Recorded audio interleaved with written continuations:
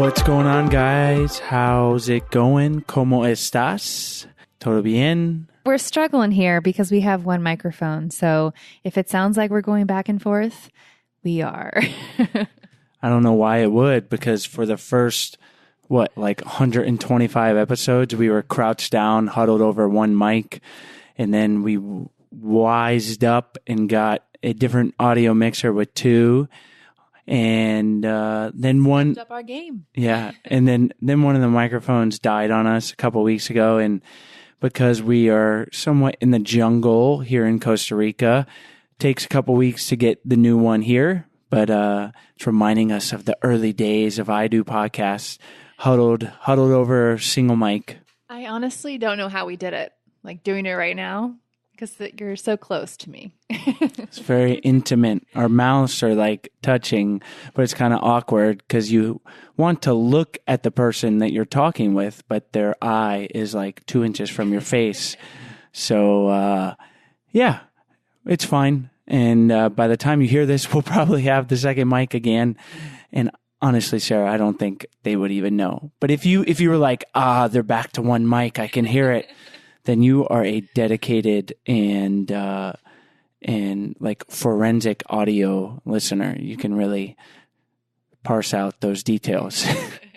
Well, going back, like we were talking about going back to one mic, we are welcoming back Dr. Maureen Hosier, who was on 102? No, 122. 122, way back on episode 122. And we are delighted to have her back and talk about what to do when you're in the in it moment. And we all know the in it moment. That's the moment that's so common in relationships, that moment of conflict, that moment where we want to argue, fight, stonewall, just be cold, give our partner the cold shoulder, whatever our reaction, but that emotional reactive moment. And we talk about why that is just our natural approach to that moment, or at least what I think a lot of people's, I know mine was, is to be emotional, to emotionally react, and why that's the wrong way to go about things. And we get pretty deep into a different approach, and it's just such a macro, big picture relationship issue. And Maureen kind of boils it down and gives us a very unique way to think about these in it moments and how to navigate them in just a much better and more profound way that'll be valuable in your romantic relationship or business relationship, friendships, family, all around. And toward the end of the interview, Maureen starts to talk a little bit about apologies. And if that sounds like something you want to learn more about, a couple episodes back, episode 185, we interviewed Dr. Cheryl Fraser about learning how to apologize and actually mean it. So doing it in a mindful way. So as always, we'll link to that episode at the bottom of the show notes. And we hope you guys enjoy today's episode. Today's show is brought to you by our online course, Spark My Relationship. Create more passion, improve your communication, and build a stronger, more intimate connection with your partner in less than 90 days. We've collaborated with 15 therapists and psychologists to bring you the strategies marriage therapists teach their clients. To unlock a special offer only for I Do Podcast listeners, visit sparkmyrelationship.com/unlock. That's sparkmyrelationship.com/unlock.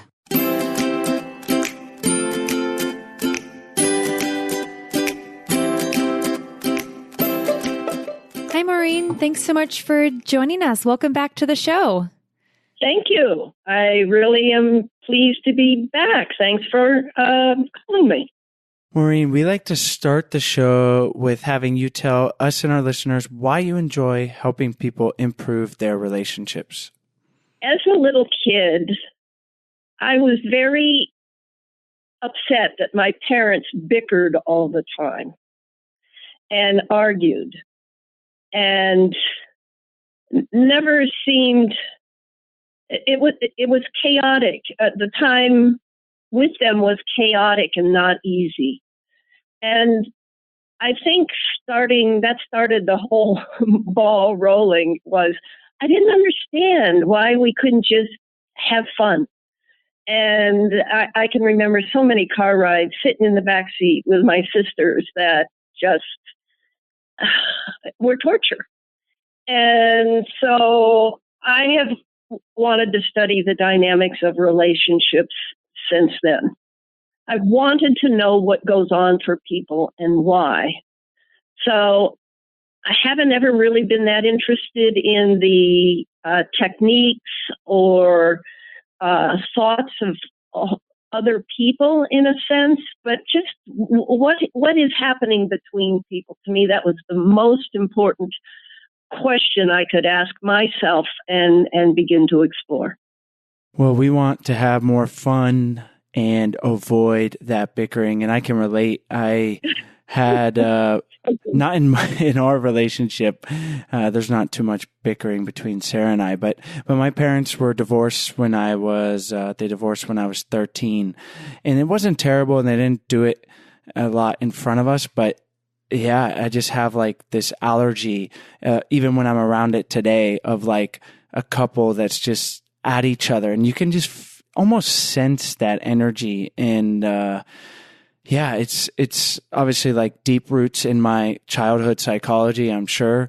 And that's why I love doing this podcast, getting this information to make Sarah and I's relationship better and share it with our listeners. And today's topic, what we're going to zero in on, kind of gets to the heart of what we're describing here, and that is this moment, this in it moment, as you describe it, where the relationship can go south pretty fast. And I'll just get us started off with some of the information you gave us to lay the groundwork. But this in it moment is the moment of deep disconnection from our partner, where both partners are emotionally caught up in their need to be heard and their need to be right. And this feels like the heart of a lot of disagreements, a lot of conflict. So let's dive in and talk about how we can navigate, because these feelings are going to come up. I feel like it's not about preventing these feelings. It's about dealing with them when they arise. So maybe I'll leave it to you to tell us, what's that first step when we're in that moment of disconnect? Well, let me just give you a little background on that moment. I think that most of us at this, we're learning a lot about relationships now. And you can see the dysfunction in our lives regarding relationships that aren't working. I mean, certainly in our politics, there's this great divide between what people want and how they see the world. And the normal solution seems to be to fight about it. And that puts people into the position of it being either my way or your way.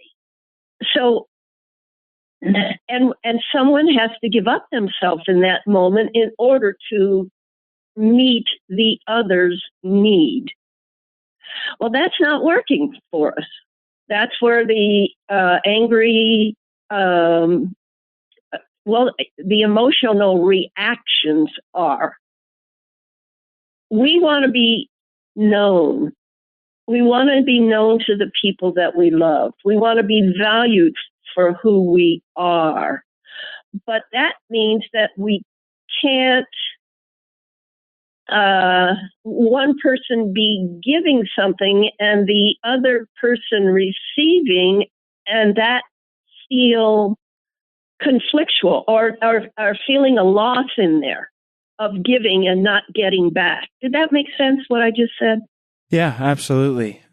It can be the heart of a lot of things. Obviously, there's a wide range of things that couples or just people in a business relationship have issues with and conflict. And like you said, a lot of it is it's the issue, but it's also maybe a lot of times more so we want to be heard and be right. Right. And that's where it goes really wrong is that we want to be right.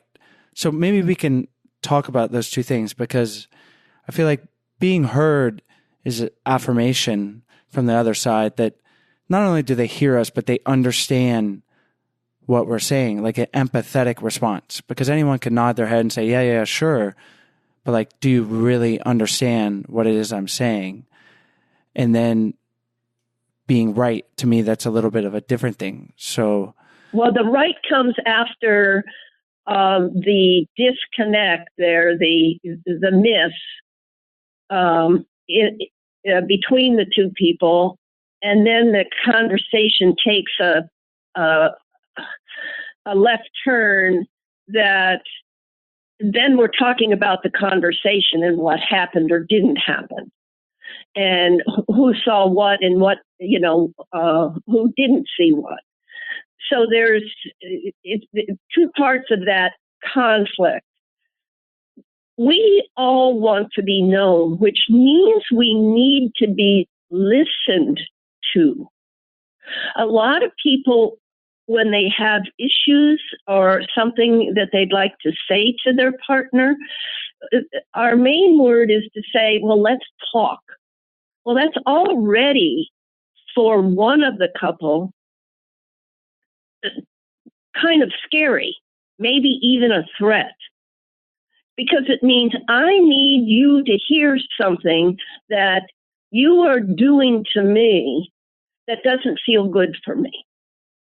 So I'm beginning to find out that talking is not what we need.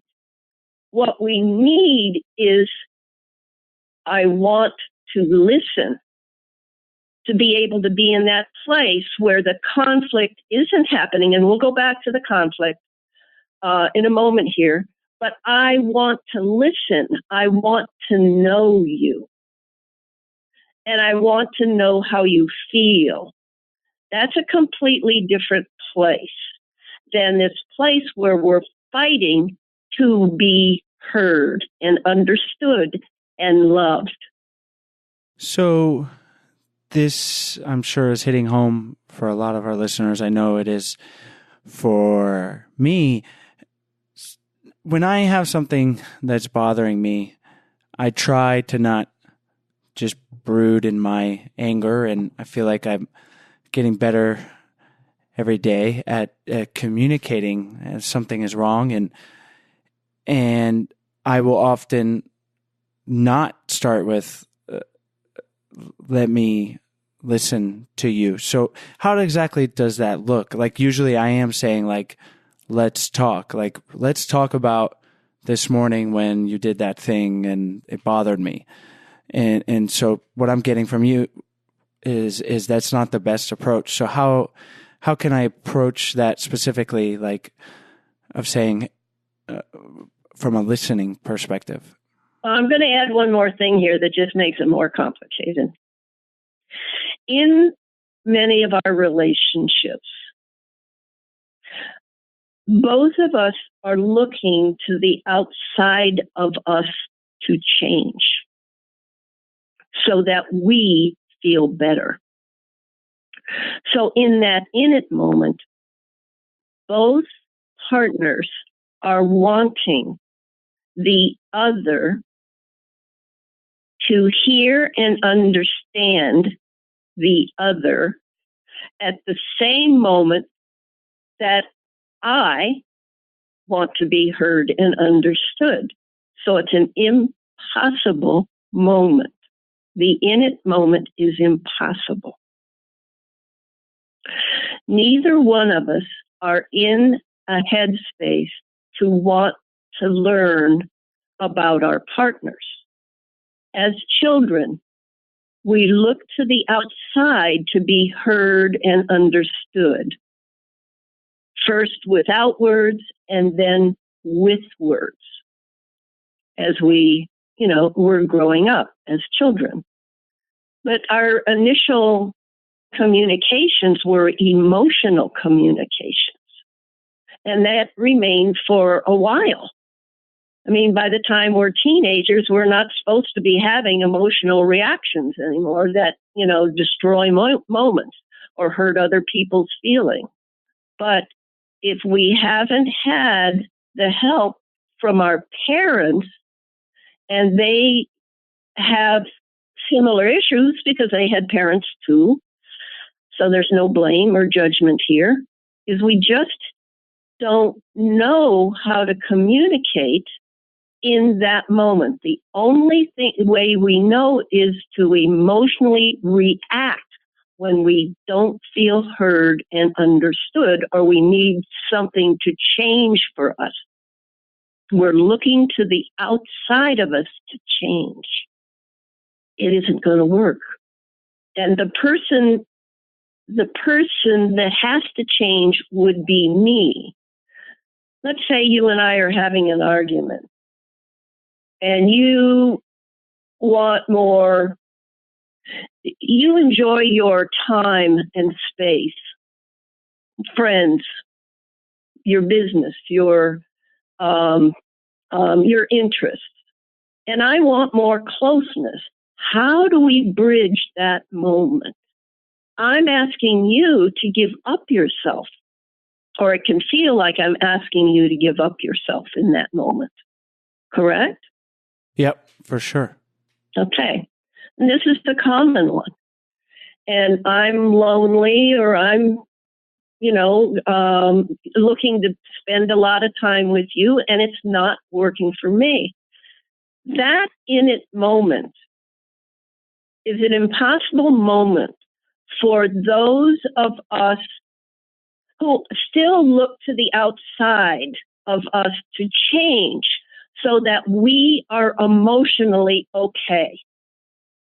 As long as we are emotionally like 3 years old, 4 years old, 5 years old, 10 years old, we look to the outside as children to hear what we need and want and are trying to say, and have parents be there in a way to emotionally hold us in that minute. So we feel comforted. And we're looking for our partners then in our relationship to hold us emotionally, just as a young child. The problem is we're adults. And so an adult really doesn't want to have to give up themselves for their partner, vice versa as well. We don't want to do that. We don't respond well to demands from our partners to take care of our needs, or take care of their needs, I mean. Those are needs that if we had parents who had this experience, would have helped us to emotionally monitor and regulate our own emotions. We keep looking, though, for the outside to monitor and regulate our emotional needs and feelings. That's why our relationships are not working, because both of us need that focus, that attention, that being there, that caring, that emotional holding in that moment to feel safe and known. Those are early needs. And we're looking to the outside, our partner, to be a better mom, a better dad. And they didn't have, the parents that are the emotional holding and knowing that they needed either. So it's an impossible moment for us in our relationships. From everything you just said, it really seems like people need to learn how to monitor and regulate their feelings before they even learn how to deal with those feelings of being in the moment. Exactly. The thing that is, we don't know this yet. This isn't a common, knowledge. So we don't know that this is going to happen in our relationships. The honeymoon phase is going to be there. Everything seems great. We're joyous. We're ecstatic. We're so happy. And that's just the neurotransmitters in our brain are so happy we found somebody who's finally going to give us the emotional holding that we need. What if we understood that about our relationships beforehand? And this was a more common thing. I keep going to those ads, the cigarette ads, the cancer kill. I mean, the cigarettes kill. We haven't had that mass understanding that our relationships can't work yet because we have not learned how to emotionally hold ourselves and monitor. And the most important part of this is know that two people must exist in the same moment in time. Now, that's just the basis for everything. Communities. We've got a lot of different people in a community. How do people exist all at the same time? It starts back here with a relationship. We are evolving all the time. Hopefully, we're moving toward that. You are so right, Sarah. But we need to know that ahead of time. So what does that mean? Probably some education in schools, certainly with parents. Here's the more understanding of what happens when we're in conflict. This is a big deal because we don't have those tools yet, but we can learn them. And the way to your point is so valuable. Yes, we need to be able to monitor and regulate our own emotions, which means that somebody outside of us is maybe emotional, and we don't have to take it on. We don't have to take the blame for it. We don't have to be responsible for their feelings and needs. That doesn't mean that we turn away necessarily. We might need to, but it does mean that we care, but we don't step in or have to give ourselves up in order to take care of our partner as if they were a child.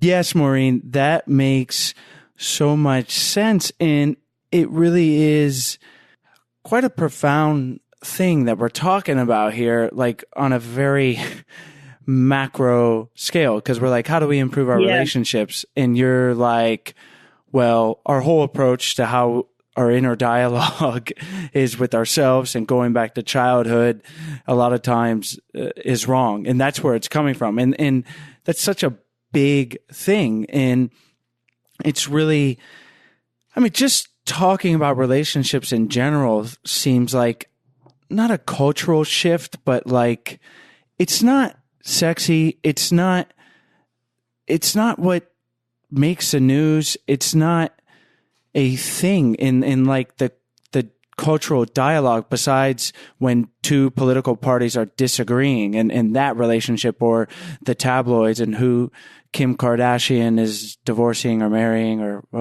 whatever. She seems pretty steady these days, but this is like a big thing. And I have so many directions that we could take it in questions, but I guess let's talk about this need to be validated, or our emotions like validated, or to be heard from our partner. So we need to be more emotionally aware and regulate our own emotions. And that's a huge process, right? And obviously it sure is. We could do tons of podcasts just on that. But with that in mind, so then here we are, we're in a relationship.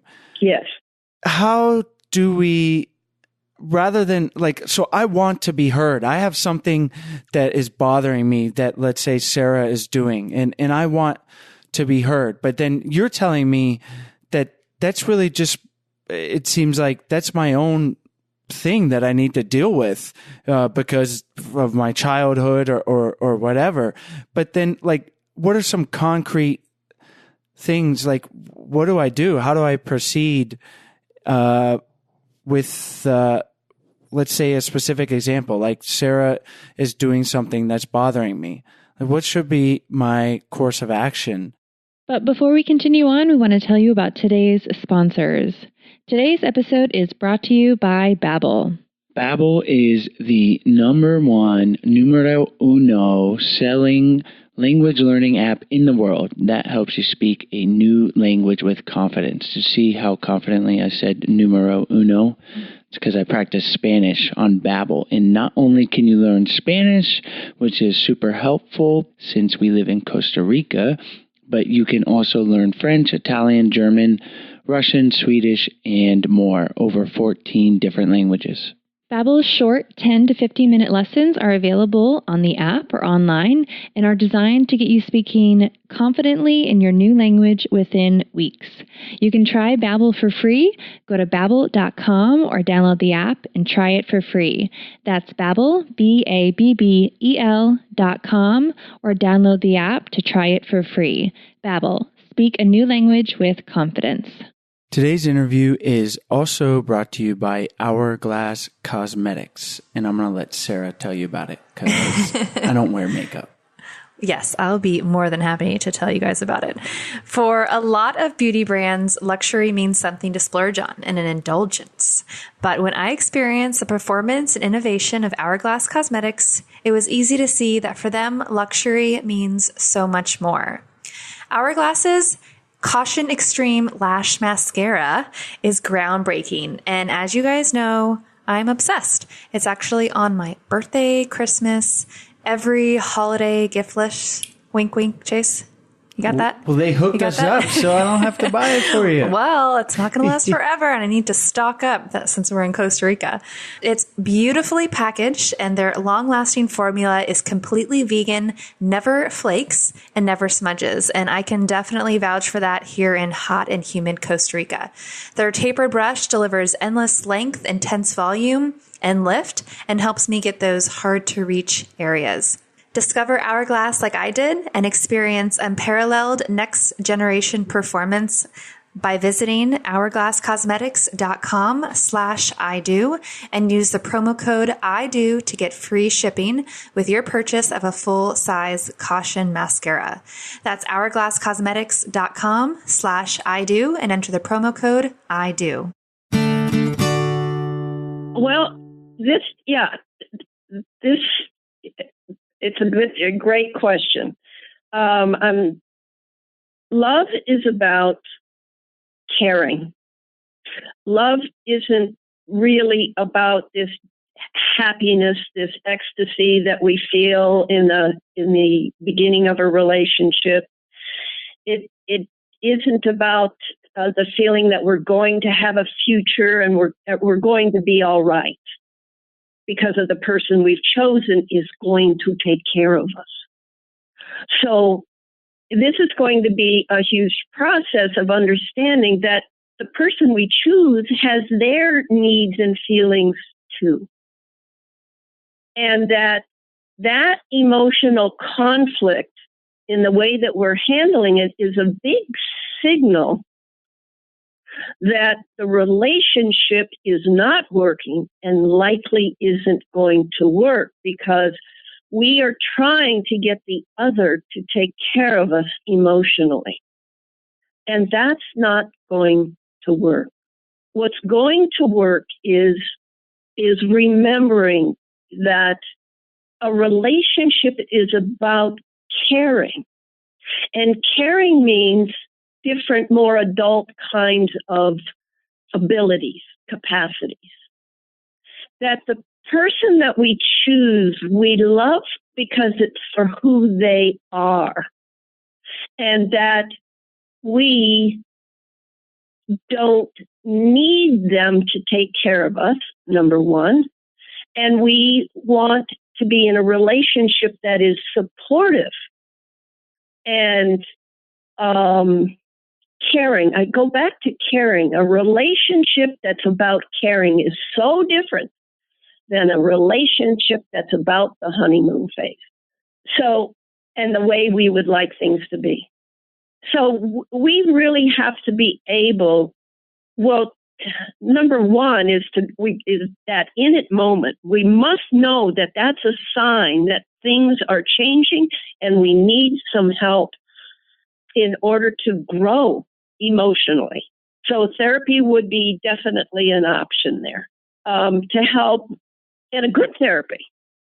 And there's so much information out about what people have to do now that they're finding when they find they're in conflict.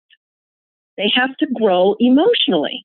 They have to become more mature and more settled in themselves and more understanding of the other. So getting to that in it moment, it has to be, number one, avoided, or number two, stopped. And stopped means that each person is committed to taking responsibility for not participating in that emotional conflict. That's going to take a little doing to learn. It's a new habit, but it can be done. And a word that people use that they both commit to, and I mean commit to, that when that word is said by either person, it isn't a put down, it isn't you shut up and I'm going to talk kind of thing. It's two people stop the emotional reacting and they separate and they go to their own corners, as they say, and each of them reflect on their own behavior. What did I do to fuel that moment? Because I don't want to do that anymore. And that can be done. It really can be learned when two people are committed to changing and growing and becoming more emotionally mature themselves. And then after a time away, then one or both comes back to the other, apologizes with genuine apology, but also says, I think, I am ready to listen without any emotional reaction about what is going on for you. I am ready to listen, and I am ready to listen and care. And I'm ready to listen and care and see things from your perspective, because we both have a perspective there. We both saw it the way we saw it, and it was the truth for each of us. But we're not going to learn anything unless we listen. Does that make sense? Yeah. And it is pretty profound sort of exercise or circumstance you just described, because as you're saying it, I'm just relating it to my own inner dialogue and my relationship with Sarah and all of this. And we haven't mentioned it specifically, but we're kind of skimming over the fact that we're talking about how conflict in the relationship is really conflict, within ourselves and wanting to be heard. But then there's this whole relationship that we have with ourself, and talking about, it can get a little philosophical, but like just the idea of self or non-self. And do you dive into that at all? Or then things just get super complicated. But I think just thinking about it in the way you're describing it, of like, there's this emotional conflict and then stopping. There's not really a reason to like go back and forth or yell, because the reason that you're arguing about taking out the trash is not about taking out the trash. It's about some deep childhood wounds or not so deep, or whatever they are, but it's not about the trash. So let's just stop, go and reflect, and then come back and then still talk about the issue, but talk about the real issue underneath. It seems like that's what we're saying. Yes, it is talking about the issue, but each is given the space to speak, because each of us will listen.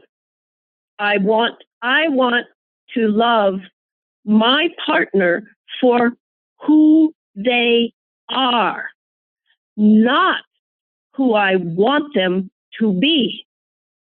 That's love. That's caring. And if my need is still to be heard and understood, and I understand this is so complicated.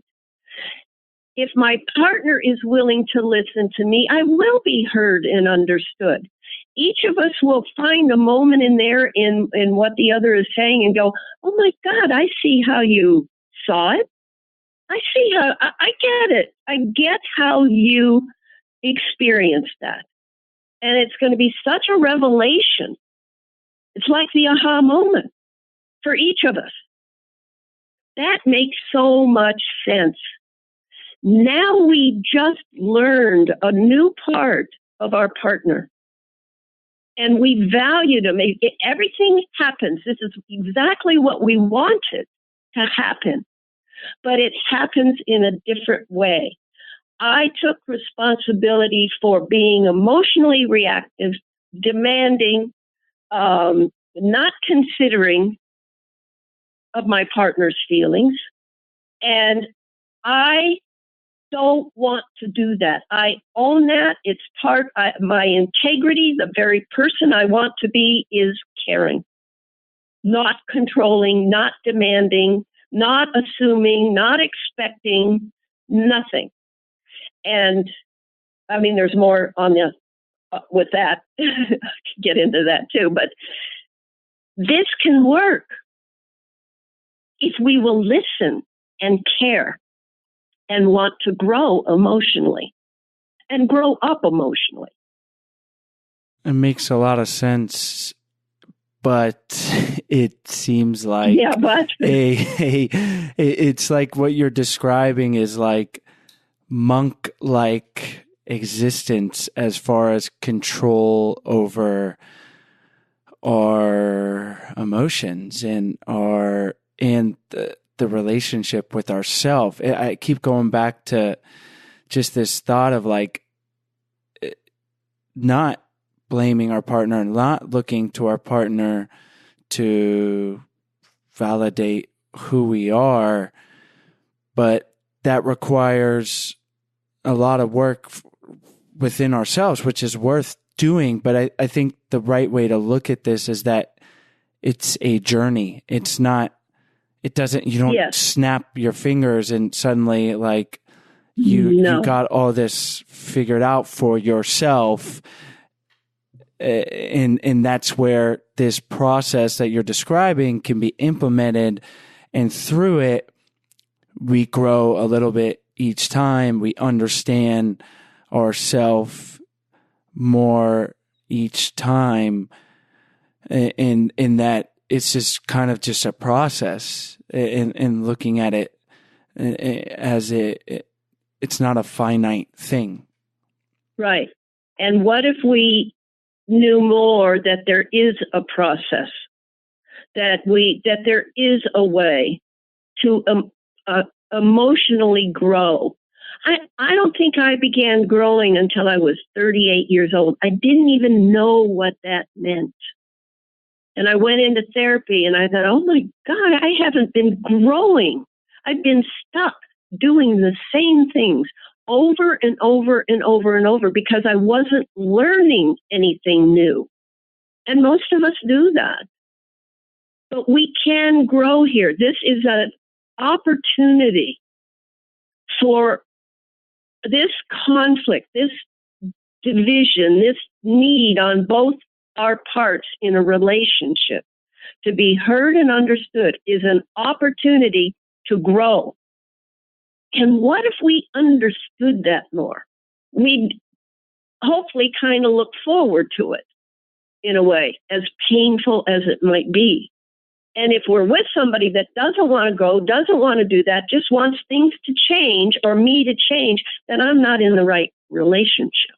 How would one person, besides introducing this particular podcast episode to their partner, how would one person encourage their partner to get on board to this learning process of a self-examination and wanting to grow in the relationship? What does that dialogue look like? I don't know that it needs to be much of a dialogue. I see it when one partner asks the other partner, I think we could use some help. Let's, consider going into therapy or pastoral counseling, or there's more for us to learn here. And we just don't know how yet. And if one partner will not do it, that's a big tell. Because one person is wanting to know something new, wanting to change things, considering both of the partners at the same time, and the other is not. I love this framework to think about our relationship, Sarah and I's, and it's something we've talked about before, but not really dedicated a whole podcast to really diving into. And it is so fascinating to think about just not making it about your partner, like the relationship, and that it's about ourselves and how we're being emotionally reactive. But within that, obviously, like if your partner is being emotionally abusive, physically abusive, or just they can be doing things that it's not like my fault because I'm being emotionally reactive, but that they really are in the wrong. But obviously, like those are circumstances, but there's certainly circumstances that's not the case, and it's the childhood stuff, or just how we are not being mindful, or that we're emotionally reacting. And I go back to just what you were saying, the opportunity to grow. And we had Dr. Cheryl Fraser on a few episodes back, and she said she uses a term with her clients, and she calls it FGO, a freaking growth opportunity. And I love that because it's not an extremely derogatory version of what it could be, but you want it, it gets the point across of like, yeah, that's what it is. And that's what it means to be in a relationship and to live and examine life is like growth opportunities, because the easy thing to do is to just do what is to be emotionally reactive, to do what is in our genes, what is in our way of growing up, our natural, if you want to call it, reaction to our partner, to stress, to traffic. Like that's deprivation or whatever. Yes. Yeah. But to like tune in and to be like, recognize this is a freaking growth opportunity. and it sucks, maybe it's hard to do that, but that's what it means to grow. And if we want to correlate that to being happier, to having a better life, to a better relationship, I think we can. And we talk about it on the show. Like that's hard, but that's hard work that's worth doing. Yes. Yes. As you're speaking, I'm thinking about a friend of mine who I had a couple of, they felt like altercations to me. I think they did to her too. And she said, all that's necessary, and I think this is a big part of it, is the apology. If you have an in it moment, and certainly I could still talk about ways that, try to avoid it and but we're going to have, she said, the most important thing is the apology, and a sincere apology, a genuine apology, which means that I'm recognizing my own emotional reacting to whatever it is that she said or did, and she's emotionally reacting to my stuff. That's where the difficulty lies. If we can apologize, this is what I did, this is what I'm responsible for, I'm sorry. This is what I said. And the other do the same thing. In fact, with her in this one interaction, she apologized almost immediately to me. Almost immediately. And I felt much better. And then I realized a day later that our relationship hadn't reconnected. And that I thought, oh my gosh, I had a responsibility too, even though I thought she started it. Okay. So I did, because I didn't handle the reaction well. And I said some things that hurt her feelings. So I realized in the disconnection of the relationship that I hadn't made the move to repair and reconnect. And so I did. And I went and I said, I realized I am so sorry. And I didn't realize it sooner. And here's what I did. And, I get it. So the apology was the thing that could repair and reconnect everything. We didn't talk about it much more. We don't have that many interactions, that are volatile like that. I mean, we've had 2 in a year. So, but with a partnership where there are more going on, we would want to know what we're doing, and not emotionally react. That's the big problem in all of us. It's the emotional reactions that are killing us, killing relationships, not letting us able to talk. And emotional reactions are young. So our young selves are getting in the way. Maureen, these are some powerful things for us and our listeners to think about. And I think we've laid a great foundation for people to begin that process of understanding these emotional reactions. I think that's almost the first place to start, is to recognize that these are happening and not to be a victim of them. And then to go through these steps. And I think that a key thing to remember is it is a journey. It is a process, and it's work worth doing. So we want to thank you for coming back on the show for this very interesting conversation. And maybe we can wrap up by, if you want to leave our listeners with one thing to think about or a practice they can use to implement these strategies in their lives, and where they can find you online, and then we'll say goodbye. Thank you. My email address is maureen@yahoo.com. My website is Maureen E. Hosier, PhD.com. And I really appreciate the work that you guys are doing, because you are spreading the word. And it's so important. It's like that ad campaign that I want.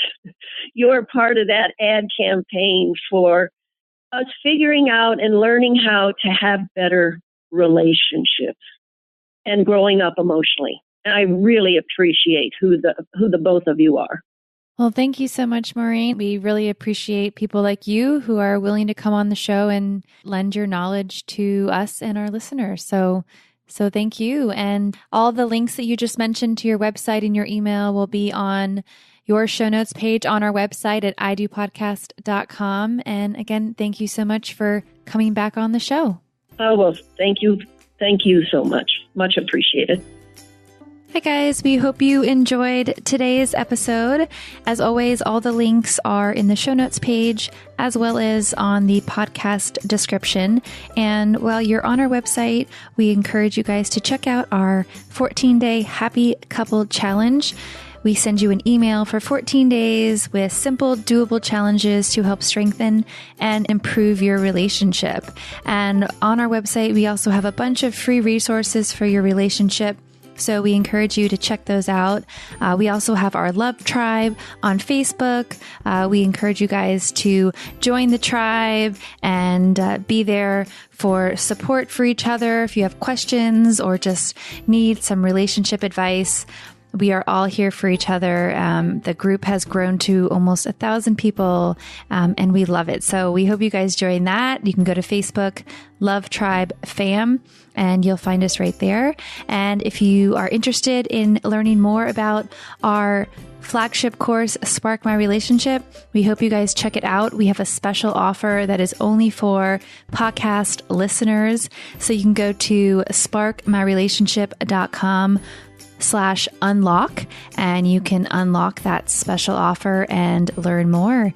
As always, thank you guys so much, and we'll see you next week.